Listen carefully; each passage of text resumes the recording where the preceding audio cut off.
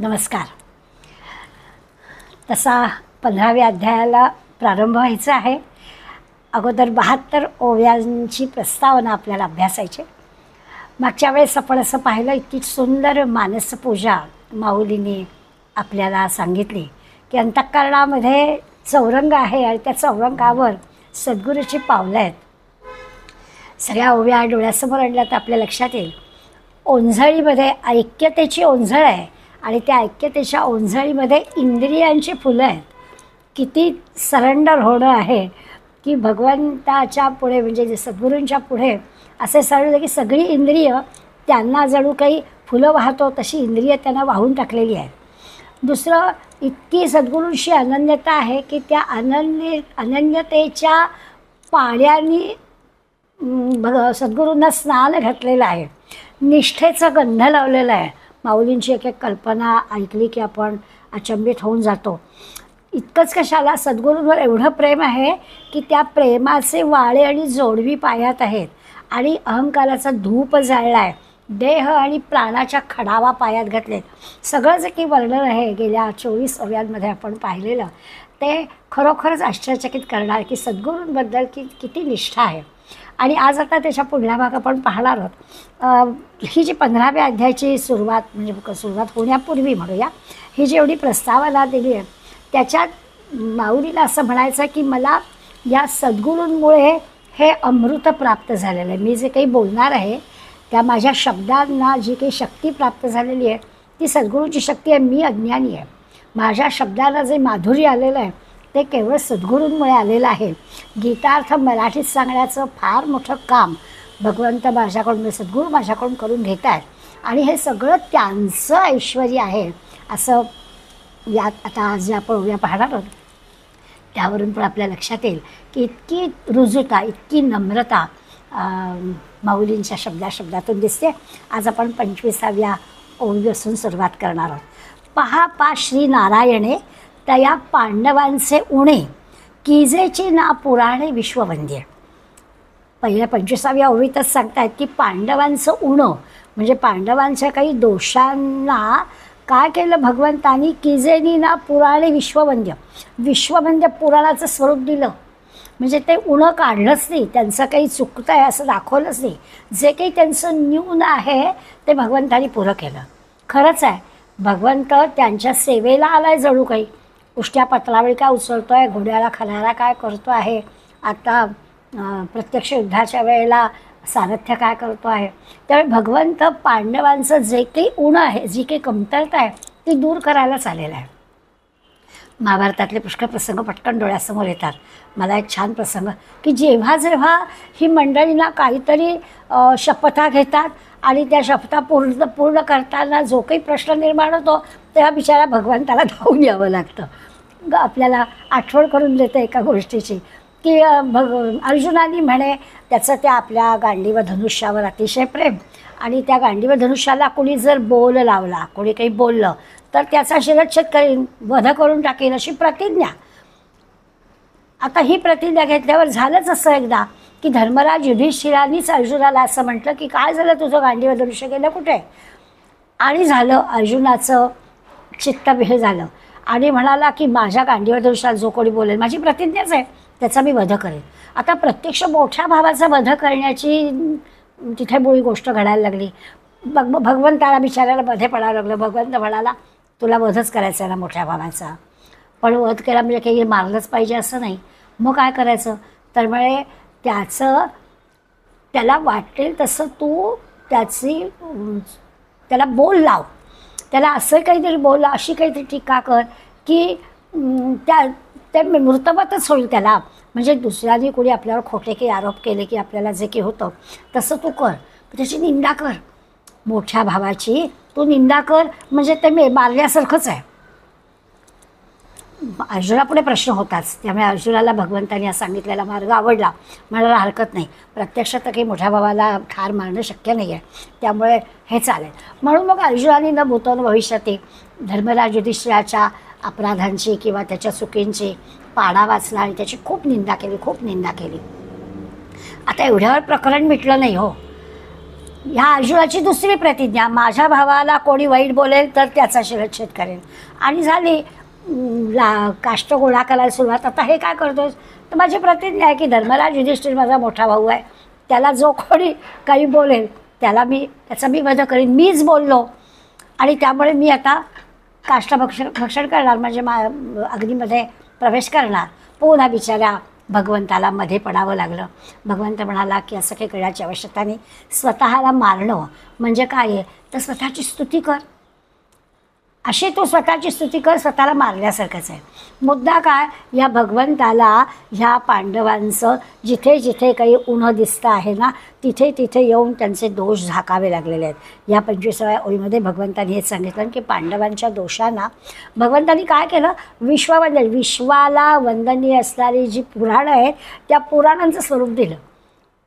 भागवत पुराण केलं, सगळ्या या महाभारतातल्या कथा पुराणात येतील असं केलं. काही न्यून राहता कामा नये अशी भगवंतांनीच त्याला सगळ्यांना सावरून घेतलं आहे. असं 25व्या ओळीत सांगितल्यावर स्वाभाविकच आपल्याला असे प्रसंग आठवतात. तैसे श्री निवृत्तीनाथ आहे.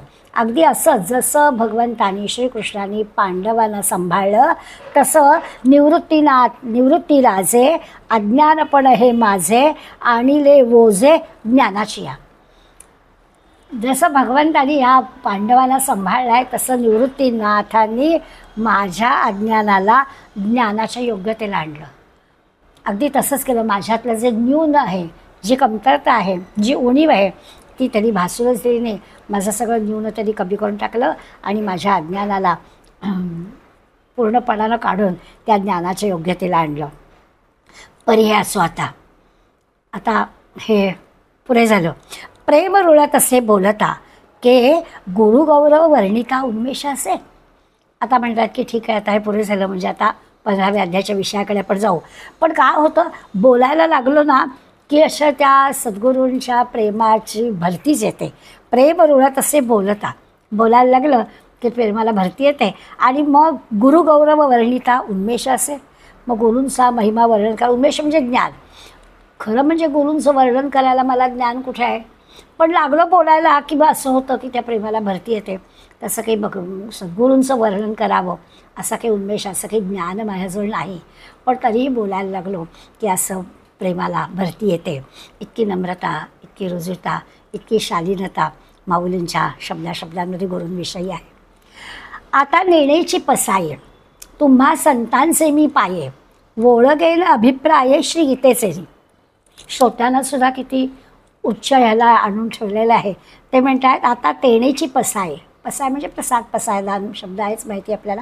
आता नेण्याची पसाये ह्या त्यांच्याच प्रसादाने तुम्हा संतांचे मी पाये, तुम्हा संतांच्या चरणकृपेने वोळगेल अभिप्राये श्री गीतेचेनी. गीतेचा जो अभिप्राय आहे त्या गीतेच्या सांगण्याकडे मी आता वळतो. त्यासंबंधी बोलतो. गीतार्थ सांगूनच तुमची मी सेवा करणार आहे. त्यामुळे मला आता सद्गुरूंनी माझ्यावर जी कृपा केली आहे त्या ज्ञानाने मी आता हा पुढला अध्याय तुम्हाला सांगणार आहे. आणि तुमची चरणांची सेवा, चरणकृपा म्हणजे सद्गुरूंच्या कृपेने तुमची चरण सेवा मी करणार आहे. तरी तोची प्रस्तुती 14व्या अध्यायाच्या अंती निर्णयो कैवल्यापती ऐसा केला. आता विषयाला सुरुवात करण्यापूर्वी 14व्या अध्यायाच्या अखेरीला काय झालं, तरी तोची प्रस्तुती 14व्या अध्यायाच्या अंती, 14व्या अध्यायाच्या शेवटी काय झालं तर निर्णयो कैवल्यपती ऐसा केला. भगवंतानी असा निर्णय केला. भगवंत कसा तर कैवल्यपती, मोक्षाचा अधिकारी, मोक्षदाता. त्या मोक्षदात्या भगवंतानी निर्णय केला. काय निर्णय केला? जे ज्ञान जयाच्या हाती तोची समर्थ मुक्ती, जैसा शतमुख संपत्ती स्वर्गीची आहे. सांगून टाकलं काय नेमकं मोक्षदात्या भगवंतानी एका शब्दात सांगितलं. शतमुख म्हणजे 100 यज्ञ. जो 100 यज्ञ करणारा आहे त्याला इंद्रपदाची प्राप्ती होते. जैसा शतमुख संपत्ती स्वर्गीची आहे, त्याला काय होतं तो देवांचा राजा इंद्रपद त्याला प्राप्त होतं. तसं ज्ञानजयाच्या हाती, ज्याच्याजवळ ज्ञान आहे त्याला तोची समर्थ मुक्ती, त्याला मोक्ष मिळतो. ज्याला आत्मज्ञानाची प्राप्ती झालेली आहे त्याला मोक्ष मिळतो, असं 14व्या अध्यायाच्या अखेरीला भगवंतांनी आपल्याला सांगितलेलं आहे. कैवल्यदाता, तो मोक्षदाता जो भगवंत आहे, त्यांनी 14व्या अध्यायाच्या अखेरीला आपल्या सांगितलं, जो आत्मज्ञानी आहे, ज्याला ज्ञानप्राप्ती झालेली आहे, त्याला मुक्ती मिळते. का शत एक जन्मा, जो जन्मोनी ब्रह्मकर्मा, करी तोची ब्रह्मा आतून आहे. आतून आतून आहे म्हणजे दुसरा नाही. म्हणजे काय, शत एक जन्मा, 100 जन्म, म्हणजे एक तर 100 यज्ञ केलेल्याला इंद्रपद प्राप्त होतो, आधी 24 सांगितलं. आता म्हणतात किंवा 100 जन्म घेऊन जो जन्मोनी ब्रह्मकर्मा, जो ब्रह्मकर्म आचरतो, आत्मज्ञान प्राप्त 100 जन्म झाल्यानंतर स्वाभाविकच ब्रह्मज्ञान प्राप्त झालेला आहे, असा तो जो ब्रह्मदेव, करी तोची ब्रह्मा आतून आहे, दुसरा कोणी नाही. एवढे 100 जन्म घेऊन जो ब्रह्मकर्म आचरण करतो आहे, तोच ब्रह्मदेव होतो, दुसरा नाही. म्हणजे इंद्रपद कुणाला प्राप्त होतं, ब्रह्मपद कुणाला प्राप्त होतं, असं 2 ओव्यांमध्ये भगवंतांनी सांगितलं. आणि हे सगळं त्याप्रमाणे काय होतं, मग म्हणाले असं आहे की हे जरी किती जरी असलं तरी नाना सूर्याचा प्रकाश हो, लाहे जेवी डोळसू. किती जरी सूर्याचा प्रकाश असला तरी जो डोळस आहे त्यालाच तो प्रकाश कळणार आहे. बरोबर आहे की 100 यज्ञ केल्यावर इंद्रपद प्राप्त होतं, पण ते 100 यज्ञ करायला हवे. अशा पद्धतीने ब्रह्मपद प्राप्त होण्यासाठी शेकडो असं सगळं व्हायला हवं. तसं जो डोळस आहे त्याला ह्या सूर्यप्रकाश कळेल, तैवी ज्ञानेची सौरसू मोक्षाचा तो. तसंच अगदी आहे की ज्याला जो कोणी ज्ञानी आहे त्या ज्ञानाला सौरसू, म्हणजे हे जे काही मोक्षपदाची गोष्ट आहे ती ज्याला कळते त्यालाच हे प्राप्त होईल. तेवी ज्ञानेची सौरसू मोक्षाचा तो. कुणाला, सगळ्याला नाही मोक्ष मिळणार. ही ज्ञानप्राप्ती झाली पाहिजे. डोळस असेल तर विचारायला सूर्यप्रकाश कळेल, अंधाला कसा काय प्रकाश कळावा. तसं अज्ञानी माणसाला कुठून मोक्षप्राप्ती व्हावी. ज्याला आत्मज्ञानाची प्राप्ती झालेली आहे त्याला मोक्ष मिळेल. आता काय करायचं त्याच्यासाठी, तरी तया ज्ञाना लागी कवणापा योग्यता अंगी, हे पाहता जगी देखील ऐकू. आता ते ज्ञान प्राप्त व्हायला हवं. त्या ज्ञानाची योग्यता कोणाला, म्हणजे कोणाला हे ज्ञान प्राप्त होईल, हे जे आपण पाहिलं, कवणापा योग्यता अंगी, हे जे आपण शोधायला लागलो, हे पाहता जगी देखील ऐकू, तर एकाच्याच ठिकाणी आढळतं. एवढं सगळं झाल्यावर आपल्याला नाहीच का मिळणार आहे असं आपल्या मनात येईल की एवढं हे करून सुद्धा काय, तर कुणाला मिळेल, जे पाताळीचे निधान, डावी लकी रांजन, परी होवावे लोचन पायाळाचे. मग माऊली नेहमीच्या पद्धतीने एक उदाहरण देतात की कसं आहे की डोळ्यात अंजन घातलं की पाताळात ठेवलेला जो काही ठेवा आहे तो दिसतो. पण कोणाच्या डोळ्यात अंजन घालायचं, तर पायाळूच्या. पायाळू माणसाच्या डोळ्यात अंजन घातलं तर जमिनीच्या खाली ठेवलेला धनाचा साठा त्याला दिसतो. सगळ्याला नाही दिसणार. जो पायाळू आहे आणि त्याला अंजन घातलं आहे तरच दिसेल. तसं म्हणाले आहे. मोक्ष सगळ्याला नाही मिळणार. कोणाला मिळेल, तर जो असा भगवंताच्या म्हणजे ज्ञानाची प्राप्ती करून घेणार आहे त्याला मिळेल. तैसे मोक्ष देईल ज्ञान, येथ कीर नाही आन, परितेची थारे ऐसे मन शुद्ध व्हावे. मग म्हणाले हो, ज्ञानाने मोक्ष मिळतो. अगदी बरोबर आहे, काहीच प्रश्न नाही, मुक्ती मिळणार ज्ञान झालं की. यात काही संशय नाही आहे, मिळणारच आहे. म्हणजे सिद्धांतच आहे, जो आत्मज्ञानी झालेला आहे त्याला मोक्ष मिळणार. पण हे ज्ञान स्थिरावण्यासाठी मनाची शुद्धता असावी लागते.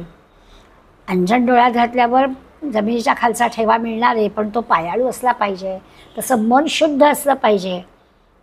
त्याला ज्ञानप्राप्ती झाली की मग मोक्षाची प्राप्ती होणार आहे. जसं असतं ना, आपल्याकडे हल्ली रोज वेगवेगळ्या प्रकारच्या फसवणुकीच्या गोष्टी आपल्याला व्हॉट्सॲपद्वारा किंवा ह्याच्यातून दिसतात. आता ती जी करणारी मंडळी त्यांच्याजवळ खूप सारं नॉलेज आहे, त्या नॉलेजच्या आधारेच ते हे सगळं करतात. मन शुद्ध नाही आहे. आपल्या ज्ञानाचा उपयोग कशासाठी करायचा हे लक्षात आलेलं नाही आहे. म्हणून त्याला जे पाहिजे ते प्राप्त नाही होणार. ज्ञान आहे पण ज्ञानाने मोक्षप्राप्ती नाही. त्याच्यातून आनंद समाधान मिळणार नाही. दुसऱ्याला फसवल्यावर आनंद समाधान नाही मिळणार. तसंच आहे इथे की मोक्ष मिळणार आहे, ज्ञानाने मोक्षप्राप्ती होते. पण ज्ञान कोणाला, ज्याचं मन शुद्ध आहे त्याला ज्ञानप्राप्ती होणार आहे असं आपल्याला सांगतात. परितेची थारे ऐसे मन टिकेल, स्थिरावेल, मन शुद्ध राहील, शुद्ध व्हावे. असं स्थिर झालं, मन शुद्ध झालं की मग त्याला ज्ञानप्राप्ती झाल्यावर मोक्षाची प्राप्ती होईल. तरी विरक्ती वाचुनी काही, ज्ञानासी तगणेची नाही, हे विचारुनी ठाई ठेविले देवे. पण आता काय झालं, वैराग्य किंवा विरक्ती वाचून ज्ञान टिकणारच नाही. ज्ञान झालं तर ते टिकायला वैराग्य हवं ना, मन शुद्ध हवं म्हणजे वैराग्य हवं, त्याशिवाय की ते ज्ञान टिकत नाही. असा विचार करून हे विचार ठाई ठेविले देवे. देवानी काही गोष्टी निश्चित केलेल्या आहेत. मन शुद्ध हवं म्हणजे धगधगीत वैराग्य हवं तरच ज्ञानाची प्राप्ती होणार आहे, असं भगवंतानीच सांगितलेलं आहे. भगवंताचं स्पष्ट मत आहे की वैराग्याशिवाय, विरक्तीशिवाय मन शुद्ध होणार नाही. शुद्ध मनाशिवाय ज्ञानप्राप्ती नाही. ज्ञानप्राप्ती झाल्याशिवाय मुक्ती नाही, मोक्ष नाही. आता विरक्तीची कवण परी, जे येऊनी मनाते वरी, हेही सर्वज्ञ श्रीहरी देखील. आता काय झालं की वर म्हटलं ना, जे येऊनी मनाते वरी म्हणजे मनाला वरणारी, मनाला माळ घालणारी. आता विरक्तीची कवण परी, आता मनाला विरक्तीची आहे ती मनाला यायला पाहिजे ना, वैराग्य मनाला यायला पाहिजे. त्या मनाला माळ घालणारी ही जी विरक्ती आहे, हे जे वैराग्य आहे ते कोणत्या प्रकारची, हे पण हरी. आता विरक्तीची कवण परी, कोणत्या प्रकारचं वैराग्य पाहिजे हे पण श्रीहरींनी सांगितलेलं आहे.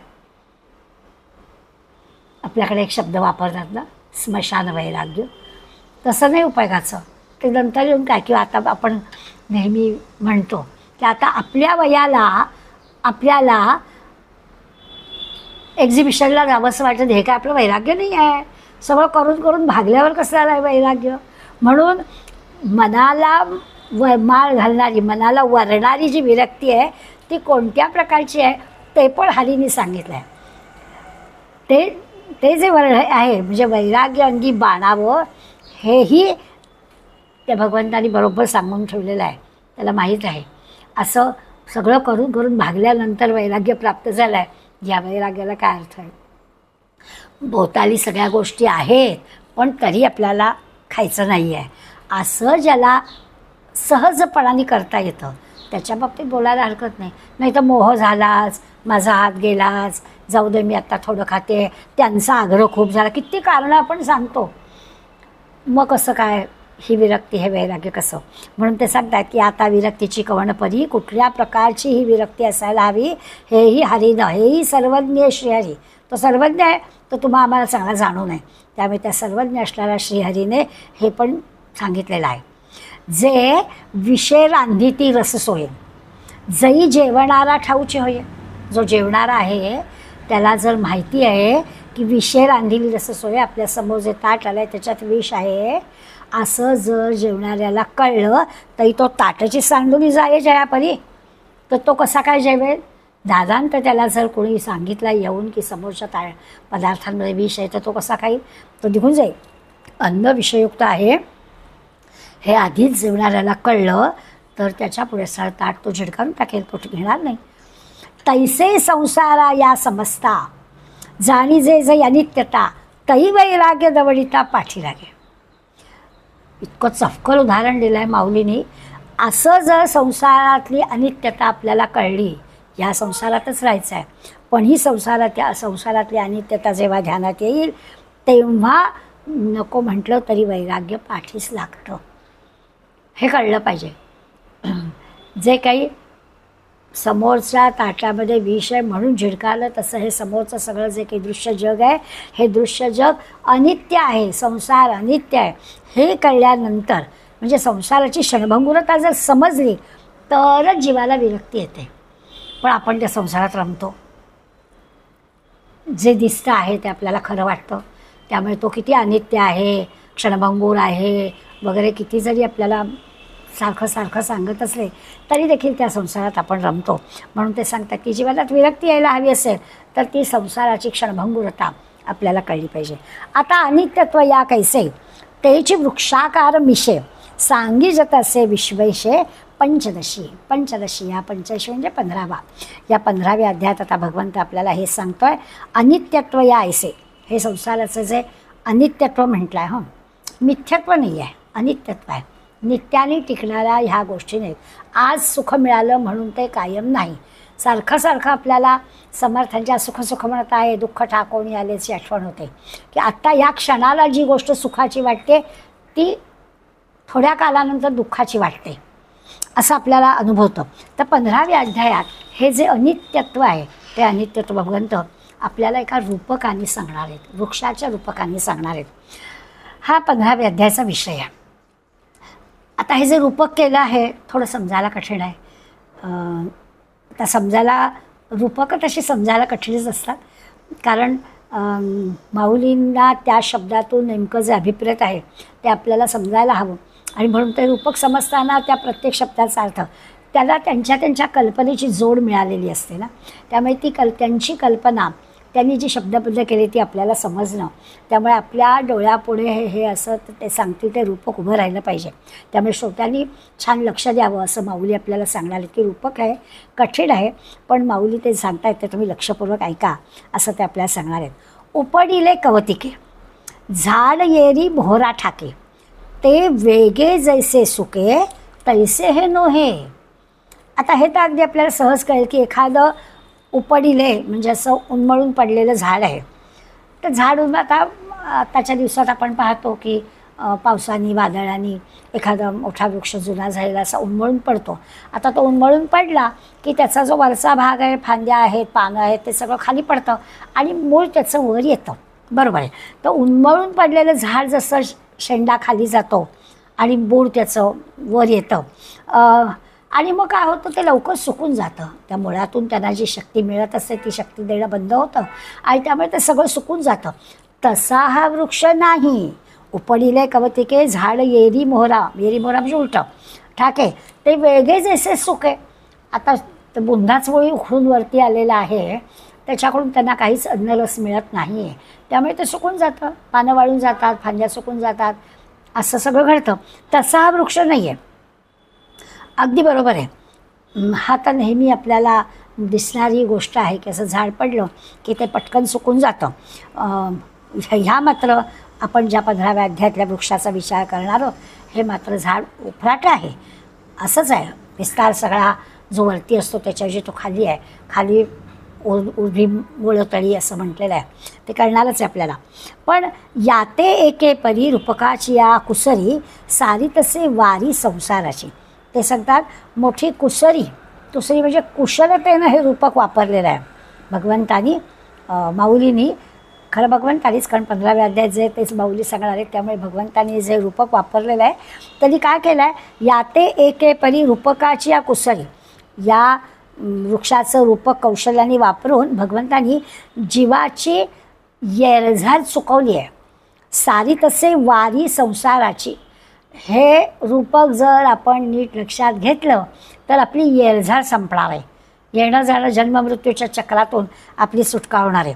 भगवंत आपल्याला संसाराचं अनित्यत्व याच्यातून सांगणार आहेत. का हे रूपक माऊली सांगतात आपल्याला, भगवंत आपल्याला रूपक का सांगतो आहे, कारण संसार अनित्य आहे, कायमचा नाही आहे. आणि त्यामुळे आपण जे संसारात रमतो आहे, आपला जीव त्याच्यात रमतो आहे, तो कधीच सुखी समाधानी होत नाही. ह्या दृश्य जगामध्ये रमणारा हा जीव सुखी समाधानी नाही, हे जीवाला समजावं हा देवाचा प्रयत्न आहे. रूपक सांगण्यामागचा हेतू तो आहे की हे सांगून या संसाराचं अनित्यत्व तो सांगणार आहे.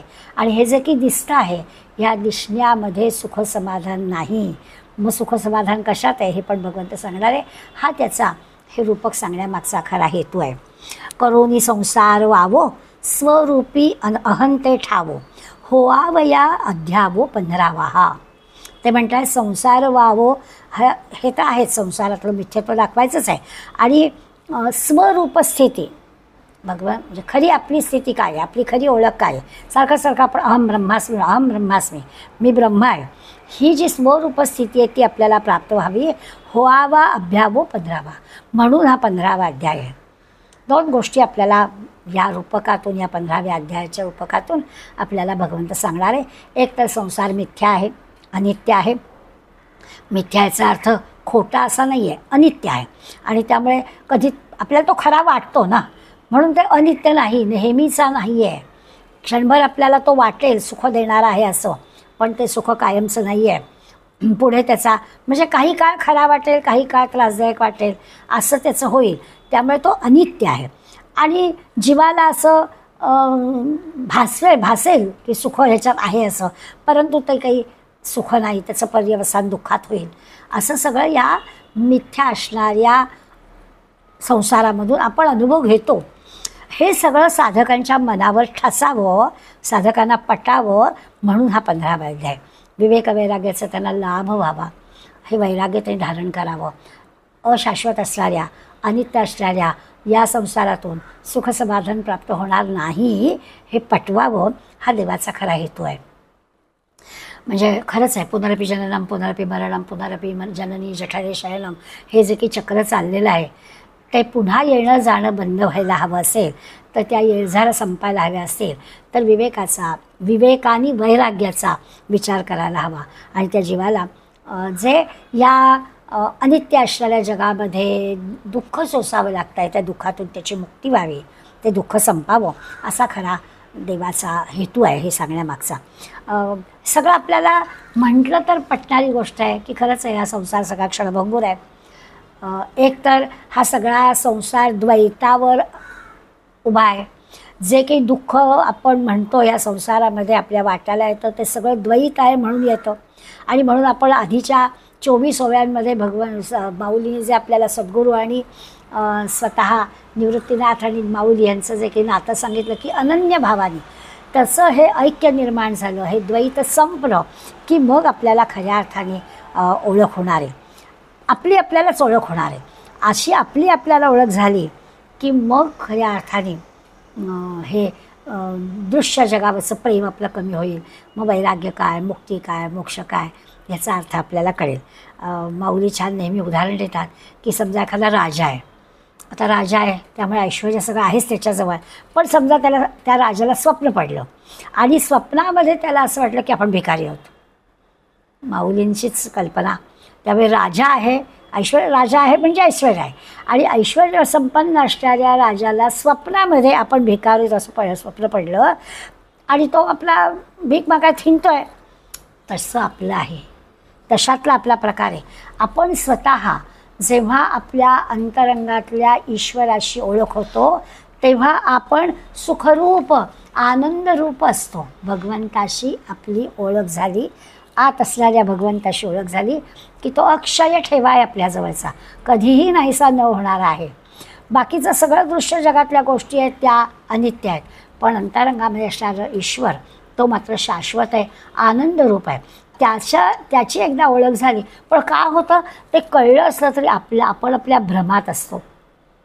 आणि मग आपण ऐश्वर्ययुक्त असणाऱ्या त्या ईश्वराशी इतके जोडले गेलेलो असलो तरी त्या राजा असून सुद्धा स्वप्नामध्ये भीक मागतोय तसं आपलं होतं की आपण दीन होऊन जातो. त्या स्वरूपाशी, त्या याच्याशी ओळख झालेली नाही आहे किंवा त्याचं विस्मरण आपल्याला झालं आहे. पुन्हा आपण या दृश्य जगामध्ये वावरतो आहे. त्यामुळे आपण खरे स्वतंत्र आहोत, स्वतःच्या तंत्राने, आत असलेल्या ईश्वराच्या तंत्राने आपण वागणारे आहोत, पण आपण या दृश्य जगातल्या परतंत्राने वागायला जातो. आणि मग असं होतं की आपण काय बोल, आपल्या हातात काय आहे, काय होईल काय माहिती, काय भगवंत करेल ते, भगवंतांच्या मनात असेल ते, असल्या गोष्टी आपण बोलतो. आता आपल्या हातात काय आहे, आपल्या हातात कसं आपल्या जवळ ईश्वर आहे ना. त्यामुळे या बाहेरच्या गोष्टींवरती विश्वास टाकायच्या जी आतल्या गोष्टींवर आपण टाकावा. आपण ना अन्य सगळ्या गोष्टी पाहून दुःखरूप होतो, अगतिक होऊन जातो, स्वरूपाशी आपली हे होत नाही. ते भगवंत आपल्याला या अध्यायात समजून देणार आहे की काय व्हायला पाहिजे की म्हणजे हे सगळं आपण स्वतःला विसरून जे मी आहे ते मी हटवून दिलं पाहिजे आणि अशा भावनेतून भगवंतालाच आपण शोधित राहिलं पाहिजे. म्हणजे मग काय होईल, या बाहेरच्या दुःखाने आपण जे काही होरपळून जातो किंवा चिंता वाटते आपल्याला काय होईल, कसं होईल, हा जो काही संसार पाश आहे, या संसार पाशामध्ये आपण अडकणार नाही. आपण त्याला बसलो आहे कवटाळून, म्हणून मग आपण त्या पाशात अडकतो. पाशच म्हटलं, तो खरोखरच जीव घेण्याच पाश आहे. पण तरी आता हे जे काही जीवाला ज्ञान व्हायला पाहिजे की तो संसार पाश आहे, त्याच्यात त्या दुःखात अडकायला नको, ते सगळं अनित्य आहे, ते आत्ता सुखाचं वाटलं तरी कायमस्वरूपी सुखाचं नाही आहे, असं जरी कितीही जरी मान्य असलं ते मान्य होण्यासाठी काय करायला हवं, तर ते आपल्याला सांगतात की अंतःकरणातल्या त्या भगवंताला आणि त्या सगळ्या या दुःखरूप जंजाळातून बाहेर पडायला हा 15वा अध्याय उपयोगी पडेल. दुःखातून बाहेर पडावं म्हणून ते आपल्याला 15वा अध्याय सांगणार आहेत. 15व्या अध्यायामध्ये या जीवात आत असणाऱ्या त्या भगवंताची ओळख आपल्याला ते करून देणार आहेत. म्हणून ते सांगतात की हा ठीक आहे, अनित्य असणाऱ्या ह्या सगळ्या प्रपंचात आपण अडकतोय, तिथून आपल्याला बाहेर कसं पडायचं ते ह्या 15व्या अध्यायात सांगणार आहेत. आता हे जे आघावे ग्रंथगर्भीचे सांगावे, उपल विजयल जीवे आकरणीचे, म्हणजे ग्रंथगर्भीचे ग्रंथाचे हेच गर्भी म्हणजे सार सर्वस्व आहे, ते मी स्पष्ट करून सांगतो. एवढ्या सगळ्या ग्रंथाचा खरा गर्भितार्थ काय तर हेच सांगायचं आहे, ते तुम्ही ऐकायचं आहे. म्हणजे ग्रंथातला सगळा उत्कृष्ट, ज्याला अमृत म्हणू, ते अमृत देव आपल्याला सांगणार आहे की ते मिळालं की बाकीचं काही मिळायची आवश्यकता नाही. ते नीट जीवाला कळावं. उपल विजयल जीवे स्पष्ट सांगणार आहे आणि ते तुम्ही जीवाभावानं ऐकावं असं माऊली आपल्याला सांगतात की मी आता हीच गोष्ट अगदी त्या सगळ्या ग्रंथातलं जे उत्कृष्ट आहे, अमृतच आहे, ते मी तुम्हाला आता सांगणार आहे, ते तुम्ही मनापासून ऐकावं असं ते आपल्याला प्रार्थना करा. उपल विजयल जीवे मी स्पष्ट सांगणार आहे, सहज तुम्हाला कळेल असं सांगणार आहे, ते आकरणी जे ते तुम्ही ऐकावं असं ते आपल्याला सांगेल. तरी महानंद समुद्र जो पूर्ण पौर्णिमा चंद्र, तो द्वारकेचा नरेंद्र ऐसे म्हणे. आता हे कोण सांगणार आहे आपल्याला, तर म्हणे महानंदाचा सागर, आनंदाचा सागर आहे तो. पौर्णिमा चंद्र, पौर्णिमेचा पूर्ण चंद्र आहे. द्वारकेचा नरेंद्र, द्वारकेचा राणा आहे, तो श्रीकृष्ण आपल्याला सांगणार आहे. तो स्वतः जसा आनंदी आहे की तो आपल्याला हा आनंद सांगणार आहे की या ग्रंथाचा गर्भितार्थ, ग्रंथातलं अमृत मी तुम्हाला देणार. सांगणारा पण तसाच असायला हवा ना, तेव्हा तो आपल्याला हा सगळा आनंद देणार आहे. आपण नेहमीच म्हणतो की खरंच भगवंत कायमच त्याच्या चेहऱ्यावर किती छान हास्य आहे, त्याला कधीच कुठले प्रश्न नाहीत. आपण गीतेचा अभ्यास करताना पहिल्या अध्यायाच्या वेळेला असं वाटतं की किती अर्जुन त्याच्या आपले प्रश्न सांगतोय, पण त्याचं स्माईल मात्र कायमचं आहेच. तसा हा महाआनंदी असणारा द्वारकेचा राणा, पौर्णिमेच्या चंद्रासारखा असणारा द्वारकेचा राणा अर्जुनाला म्हणतोय, अगा पै पंडुकुमारा येता स्वरूपाची या घरा, करीतसे आडवारा विश्वाभासू जो.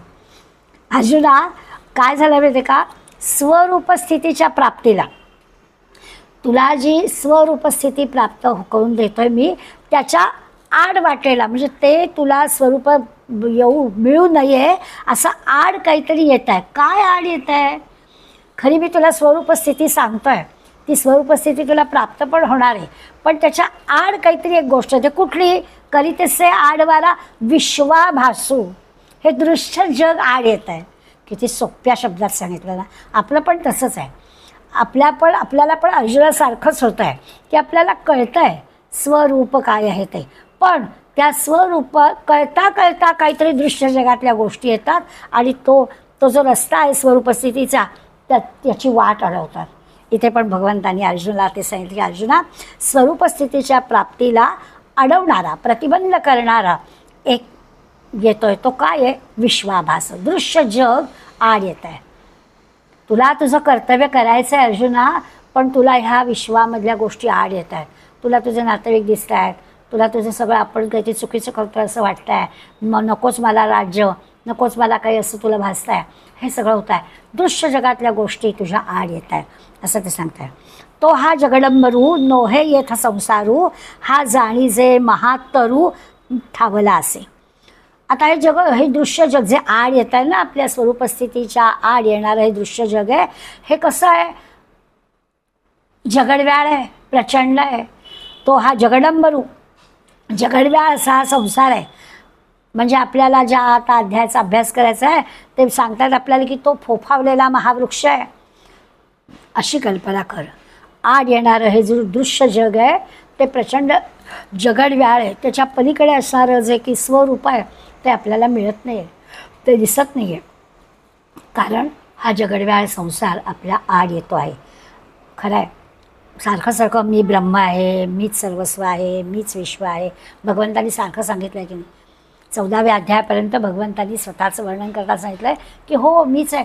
जागीर 10वा अध्याय झाला आहे, 11वा अध्याय झाला आहे, विश्वरूप दर्शन झालं आहे, विभूती सांगून झाली आहेत, सगळं सांगून झालं आहे. अर्जुना मी ब्रह्म आहे असं सांगितलं. अगदी मीच सर्व काही आहे. सगळीकडे जे चराचर सृष्टीमध्ये तुला जगामध्ये जे काही दिसतं आहे त्याच्यात मीच भरून राहिलेलो आहे अशी सगळं भगवंतांनी वर्णन केलं आहे. आता अशा या सगळ्या जाणीवेतून बाजूला होऊन मी काय वर्णन करतो की हे कळलं आहे ना, म्हणजे स्वरूपस्थितीचं ज्ञान झालं आहे ना. मग हा जगडव्याळ संसार आड आला की माझ्या मनामध्ये काय येतं, मी अगतिक आहे, जगात सगळं फार दुःख भरलेलं आहे, काय केव्हा होईल याचा काही भरोसा नाही, आत्ता सगळं बरं आहे हो पण उद्याचं काय सांगावं, असं जे सगळं मनात येतं. आत्ता अगदी मुलं चांगली वागतात हो, उद्या वागतील की नाही माहीत नाही, त्यांच्या बायका आल्या की काय माहिती आईवडिलांचं काय काय जे काही संसारामध्ये आपण सगळं ऐकतो बघतो ते सगळं आपल्या मनात येतं. हे जे आहे ना हे आड येणं आहे.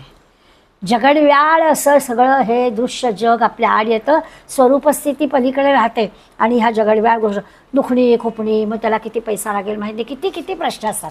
आपण प्रश्नांची जर आपण यादी करायला बसलं तर हवी तेवढी आहे. मग असं सगळं घडतं. पैसा साठवायला हवा, किती लागेल माहिती नाही, केवढी महागाई होते, पुरेल किती कोण जळे, कोणाकडे हात पसरायला नकोत वगैरे वगैरे आपल्या ज्या काही सगळ्या असतात या सगळ्या विवंचना जीवाला येतात आणि त्या विवंचनेने आपण अगदी मेटाकुटीला येतो. हे जे काही आहे ना हे जगडव्याळ असणारं दृश्य जग आपल्या आड येतं आणि त्या दृश्य जगामुळे स्वरूपस्थिती कळत नाही. याच्यातून आपल्याला बाहेर काढायचं आहे. भगवंत म्हणतो याच्यातून बाहेर काढून स्वरूपाची मी ओळख करून देणार आहे. हाच जो काही खरा शांतीचा, सुखाचा, समाधानाचा मार्ग आहे, राजमार्ग म्हटलं आहे भगवंत आहे त्याला. त्या राजमार्गाला म्हणजे हे सगळं जीवाकडून होत नाही, कारण हा शत्रूसारखा संसार मध्ये मध्ये येतो. त्या जीवाला खरा शांतीचा, समाधानाचा, सुखाचा मार्ग मला द्यायचा आहे. हे सगळे अडथळे दूर करायला हवेत ना. मग हे अडथळे आता सगळे समजायला हवेत. म्हणजे अडथळे दूर कसे करायचे काय जे सगळं आपल्याला समजतं खरं, पण त्या अडथळ्यातच आपण अडकतो आणि पलीकडे जाता येत नाही आणि मग आपल्या जीवाचं स्वरूपाचं ज्ञान आपल्याला होत नाही. जो असत्य असणारा संसारच आपल्याला खरा वाटायला लागतो. जे सत्य आहे, आपलं स्वरूप सत्य आहे, ते आपल्याला ओळखताच येत नाही. अशी जी काही आपली अर्जुनाचं पण नेमकं तेच आहे. म्हणून भगवंत सांगणार आहे आपल्या एकमेव दुःखाचं कारण हेच आहे की हे सगळं दृश्य जग आपल्याला खरं वाटतं. मी आणि माझ्या व्यतिरिक्त असणारं हे सगळं विश्व दृश्य हे सगळं खोटं आहे, हा सगळा आभास आहे, स्वप्न आहे, मिथ्या आहे असं आपल्याला लक्षात आलं पाहिजे. आणि मग हाच एक मोठा वृक्ष आहे. हा वृक्ष अतिशय दांडगा आहे, फोफावलेला आहे आणि वृक्षाची मुळं वर आहेत. आता त्याचं वर्णन करणार आहेत माऊली. परी येरा रुखा सारिखा, हा तळी मुळे वरी शाखा, तैसा नो हे म्हणोनी लेखा नयेची कवणा. ते म्हणतात इतर सगळे जे वृक्ष असतात ना, येरा म्हणजे इतर वृक्षांसारखा नाही आहे तो. हा कसा आहे, तळी मुळे वरी शाखा. बाकीचं ठीक आहे, खाली मुळं असतात वरती शाखा असतात, तसा नाही आहे हा. याचं खरं जे स्वरूप आहे ते खरं कोणाला कळतच नाही. म्हणून तो असा अगाध वाटतो. याचं बरं याचं मोजमाप पण करता येत नाही. सगळं सामान्य वृक्षांच्या उलट याचं सगळं आहे. आणखीन त्याचं माऊली सांगतात, समजा त्याला कुऱ्हाडीने तोडायचं ठरवलं, फोफावलेला आहे वाटेल तसा, त्या फोफावलेला समजा तोडू. आता बघा आड येणारा हा वृक्ष आहे, स्वरूपाचं ज्ञानाच्या आड येणारा हा फोफावलेला वृक्ष आहे. त्या वृक्षाला आपण तोडून टाकायचं म्हटलं तर तो आणखीन वाढतो. काल आपण इच्छा द्वेष समुत्थेनं असं गीतेतल्या श्लोकाचा विचार केला होता, त्याची आठवण होईल असंच आहे. आगी का कुऱ्हाडी होय निघावा जरी बुडी. समजा कुऱ्हाडीनं या झाडाला ह्या वृक्षाला तोडलं किंवा आगी मुळाशी अग्नी घातला, जाळलं त्या वृक्षाला, तर काय होईल, तर त्याची वाढ केवढी का असेना तो काय करेल, आणखीन वाढेल. जे तुटली या मुळापाशी उलंडेल का शाखांशी, परी तैशी गोठी कायशी हा सोपा नव्हे. म्हणजे जरी कुऱ्हाडीने घाव घातला, मुळात तुटला की स्वाभाविकच बाकीच्या वृक्षांनी कसं तोडता येतं आणि बाकीचे वृक्ष मरून जातात, तशी या वृक्षाची गोष्ट नाही आहे. हा मरत बिरत नाही, याचा नाश करणं सोपं नाही. अन्य वृक्षांसारखं ठीक आहे, भराभरा अशा फांद्या तोडून टाकल्या की आणि त्याचं संपेल, पण इथे नाही. त्याला जरी मुळाशी अग्नी घाला, कुऱ्हाडीने तोडा, तरीसुद्धा याचा नाश होत नाही. अर्जुना, हे कवतिक सांगता असे अलौकिक, जे वाढी अधोमुख रुखायया. अरे अर्जुना, या झाडाचं वेगळंच कौतुक आहे. काय सांगू याचं तुला कौतुक. हा वृक्ष कसा आहे माहिती आहे का, फार अलौकिक आहे बरं. ह्या वृक्षाचा विस्तार मुळांकडे आहे. ह्याचं मूळ दूर आहे. अर्जुना, एक कवतिक सांगता असे अलौकिक, जे वाढी अधोमुख रुखायया. एक तर काय होत आहे, मुळं दूर आहेत, उलट आहे ना, त्या मुळं दूर आहेत, उंच आहेत. ते तोडण्यासाठी आपण समजा एखादी फांदी तोडली, वरती मुळं आहेत, उंच आहेत, म्हणून एखादी फांदी तोडायचं म्हटलं तर तिथे 10 फांद्या उगवतात. तसं आपली एखादी इच्छा आहे, ती पुरी झाली, आता छान झालं, नाही, त्याच्यातून आणखी इच्छा फोफावतात. तसं या झाडाचं आहे. एखादी फांदी तोडावी, या वृक्षाचं हेच मोठं कौतुक आहे. जेवढा तुम्ही तोडण्याचा प्रयत्न कराल तेवढा तो वाढत जातो. या स्वरूपाच्या आड येणारा हा जो वृक्ष आहे तो फोफावलेला आहे. त्याला तुम्ही तोडण्याचा प्रयत्न केला तर तो आणखी वाढतो. जैसा भानू उंची नेणोके, रश्मी जाळ तरी फाके, संसार हे कावरुखे झाड तैसे. आता या वृक्षाचं वर्णन खूप आहे. मुळं वर असणारी किंवा फांद्या खाली असणाऱ्या या वृक्षाचा नाश करणं खरं कठीण आहे. मला ह्या 72 ओव्यांचे 3 भाग करायचे होते, कारण मग 15व्या अध्यायाला छानपैकी नवीन दिवशी सुरुवात होईल असा प्रयत्न होता. त्यामुळे आपण 42व्या ओवीपासून आपण पुढल्या शुक्रवारी हा भाग पाहू. आज आपल्याला ह्या वृक्षाची एवढीच ओळख झाली की तो फोफावणारा वृक्ष आहे, आपल्या आनंदाच्या आड येणारा वृक्ष आहे. आनंद कशात आहे तर आनंद विरक्तीमध्ये, वैराग्यामध्ये. हे वैराग्य विरक्ती कुणाला येणार तर हे मनाला येणार. मग मनाला विरक्ती वैराग्य येण्यासाठी म्हणजे मोक्ष मिळण्यासाठी ज्या स्वरूपाचं ज्ञान आपल्याला भगवंत करून देणार आहे त्याच्या आड हे दृश्य जग येत आहे. आणि जोपर्यंत दृश्य जग असं आड येत आहे तोपर्यंत आपण त्या मोहात अडकतो आहे, पुन्हा पुन्हा मोहात अडकतो आहे. सारखं म्हणजे आत्ताचं वर्णन आपण ऐकल्यानंतर आपल्या लक्षात आलं की होतं खरं असं की या दृश्य जगातल्या एखाद्या गोष्टीची तृप्ती होते असं वाटतं आहे, तर नवीन नवीन गोष्टी निर्माण होतात आणि त्याच्या पलीकडे असणाऱ्या त्या स्वरूपाचं आपल्याला खऱ्या अर्थाने ओळख पटत नाही आणि म्हणून पुन्हा पुन्हा या दुःखामध्येच आपण राहतो. त्या खऱ्या आनंदाला, त्या खऱ्या समाधानाला सामोरं जायला हवं असेल तर आपल्याला स्वरूपस्थितीचा विचार करायचा आहे. आपण आता 52व्या ओळीपासूनचा विचार पुढल्या वेळेला करूया.